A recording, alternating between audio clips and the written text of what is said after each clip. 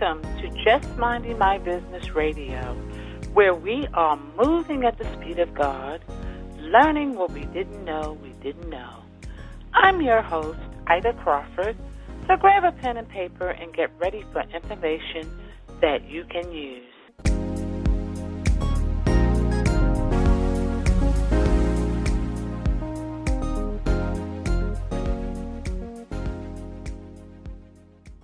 Welcome to another episode of Just Minding My Business. I hope you're having an amazing day. I'm your host, Ida Crawford. Oh, and this is your co-host, Ruth Haskins. Good day.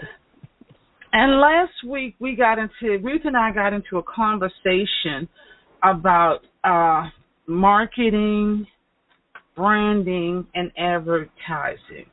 We just wanted to piggyback off of that a little bit this week.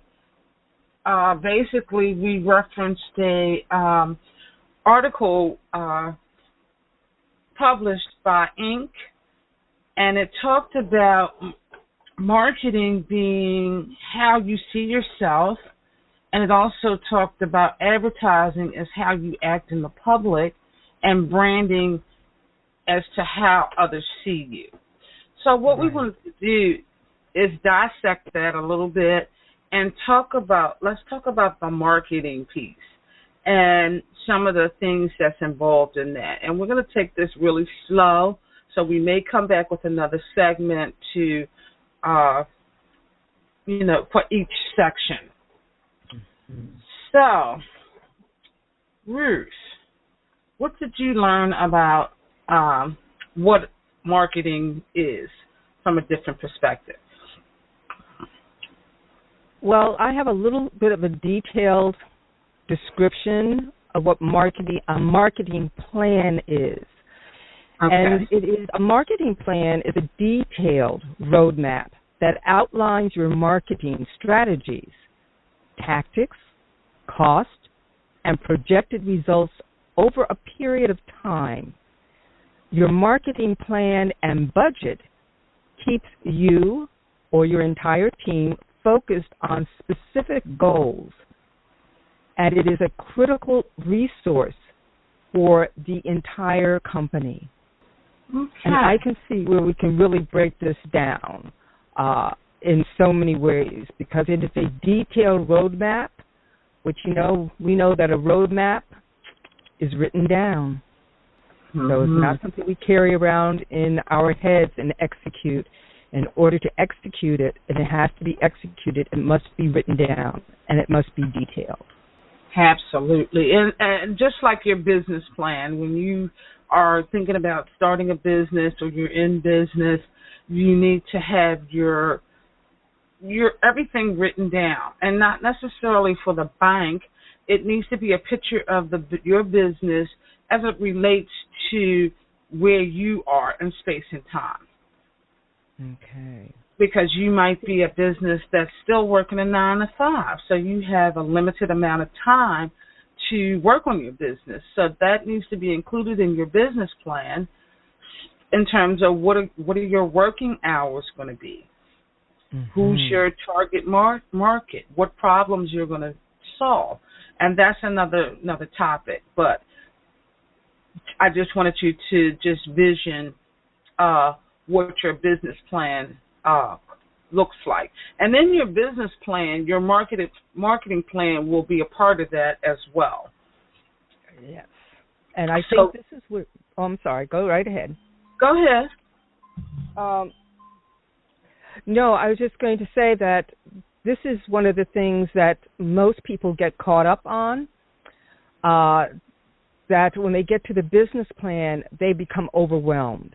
And I just wanted to say that when you're starting out, and I know this is true for myself, it's better to look for a simple business plan. Some of them, if you're trying to create a huge corporation and you've got all this other stuff going on, that's one thing. But your first business plan should be relatively simple. Find a simple template. Don't go to the ones that are, people are already established or have, $1 million to invest in their business. look for a simple business plan and for a simple marketing plan outline to fill in. Because otherwise you can get just lost, and a lot of people end up not making a business plan at all. Yes, and one of the things when people hear the word business plan, it's this big taboo, so to speak. I like to call it a picture of your business because that makes it more friendly. Mm-hmm. And you may not have all of the pieces at first, but some of the things you're going to know is who you want to serve. You know, what problems are you going to solve with your product or services? You're going to know how you're going to set up your working hours. You're going to have to think about where you're going to market to get to your target audience, things like that. So when you, instead of using the word business plan, I would just use a picture of my business. I like that term because it makes it friendly and it doesn't make you feel overwhelmed. Mm-hmm. Yes. And if you can afford it, you know, I've done several business plans people have hired me for, and if you can afford it, get somebody else to do it for you. Mm-hmm. That's always an option. Even then, you really do need that picture of your business. You have to have a vision of what your business is, where you want it to go, what it's going to take to what do you need to get your business on the road. And you have to have that. So I really like the idea of a picture of your business. And as we mentioned this, I know we want to talk about marketing, but this really goes into marketing. This is where vision boarding can come in, because you can actually create a picture of your business. You know, get a big piece of cardboard. It doesn't have to be anything fancy, but begin to put up pictures or write down, ideas that you have for your company. What do you want, just figures, what you want to make your first year, first 6 months, first 4 months. What is your business about? What is the nature of your business? Where are you, like you said, what's your target audience? Get a picture of your target audience. Maybe it's seniors, maybe it's children, maybe it's other businesses in a specific area. Let's say technology. That's where your target audience is. Get pictures of that and, play with them so that you begin to see what it is that you're really visioning. And then out of that, you get your business plan, your basic parts of your business plan, but you also begin to see where you have to market, what your marketing plan needs to be. Is it all going to be social media? Is it going to all be email marketing? What kind of email marketing? This vision boarding can really come in handy when it comes to writing down what it is that your business is going to be.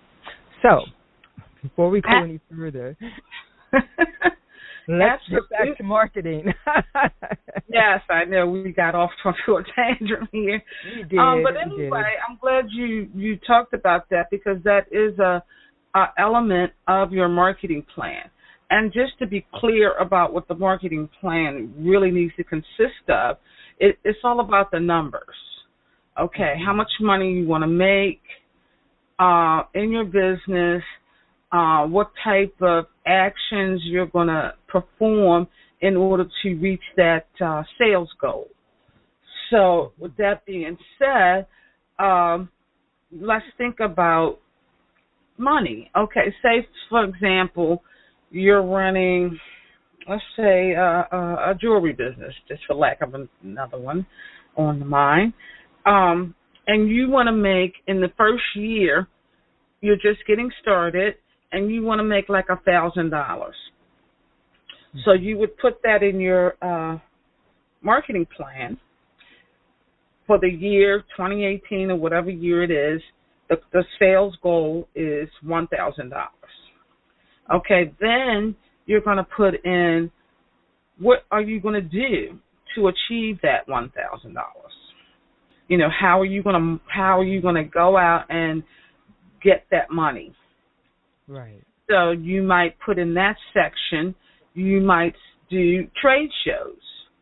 You might do online sales. And with online sales, that means that you need to have some type of social media platform in place, which needs to go into that plan, whether it be Facebook or your website. You need to have on that website some kind of way to collect money, which would also go into that plan, because you want to outline every single step that you're going to have to take in order to reach that sales goal of $1,000. And then the other part to that, once you get all of these pieces in place, then you have to move into action and test to make sure that the pieces that you put in are achievable. And it just goes back to the SMART goals. I always apply that formula to everything that I'm putting together. And then the other piece, you need to be consistent with it. Because you just can't put the marketing plan together, start your advertising platform, and do it once in a while. You're not going to achieve your sales goals. Once you put it together, then you test it, you put some consistency in there, and then you're able to measure what's working, what's not working, and you may have to go back and tweak it. So, when we look at this marketing plan, this is, the basics. We talk about sales goals. Do you have any idea about how we go about developing real sales goals? It's one thing to say, I want to do $1,000. What are we basing that on? Where do we get our information to be able to realistically say, I can do $1,000 in this first quarter? And I think, again, that's one of those places that we all need to really go and do the research to find out, like you said, a jewelry business. We make that more specific. What kind of jewelry are you going to be selling? And then discover through your own research that particular niche of your jewelry. Some people are using all kinds of things to make jewelry nowadays. I mean, it's amazing what people can come up with as to make jewelry, and it's fabulous. But each one of those is a niche, and that's where that research comes in, to find out what's going on in the marketplace with the type of jewelry that you're selling, that you want to sell, so that you can establish your price line. Because there's no sense creating a sales goal when your price line is out of range of the general market. So that's a piece of I just wanted to put in there about sales goals. It's like soap. I can say that I spend X number of dollars making soap, but I have to look at the total market for soap making and see where my concept fits into that and make sure that I'm priced competitively.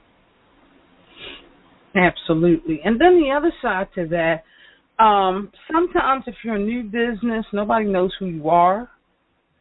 Nobody has any dealings with you. So sometimes you have to come in maybe below market just to penetrate the market. I mean, I notice like when companies put out new products, a lot of times they have it priced really low so that you can buy it. Right. And it might be below what everybody else is charging, but at that point in their marketing strategy, their goal is to get it in the hands of the consumer. And that's the issue. I'm so glad you brought that up, because this is where you begin to take one of the actions that will lead you forward. So part of your marketing goal, like you said, somebody who's brand new, they're just starting, they don't have a clientele. When you are selling, like you said, almost below market price, this is where you begin to build your email list. Even if you don't sell something, you get the email. You don't necessarily need the phone number, but that email list is critical to your marketing.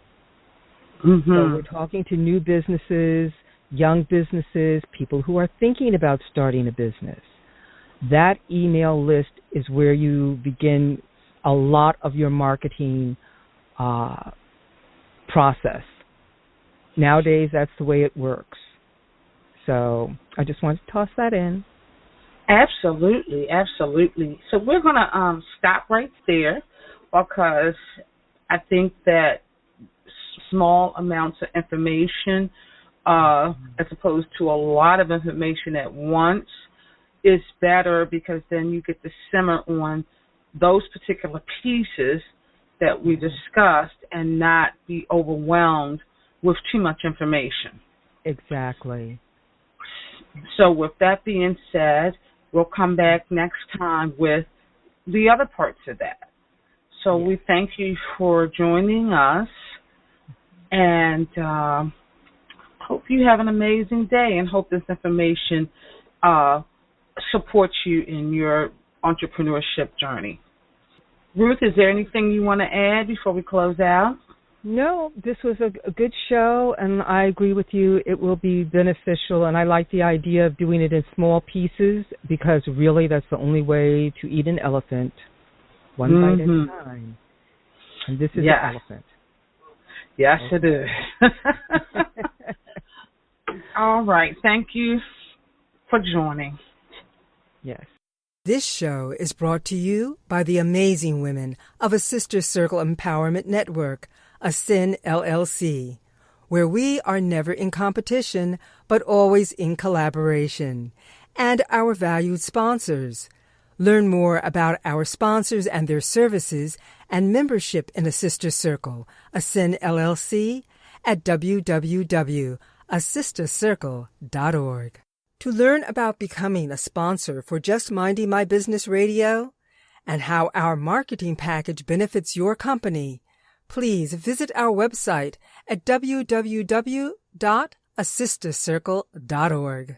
Voiceovers by RCH VoiceWorks.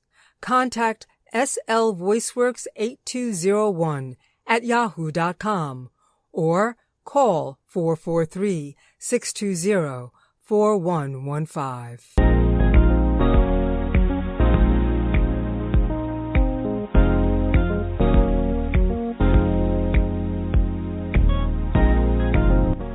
Thank you for tuning in to Just Minding My Business Radio. I'm your host, Ida Crawford. We hope you enjoyed the show and appreciate you stopping by. Many blessings to you and yours.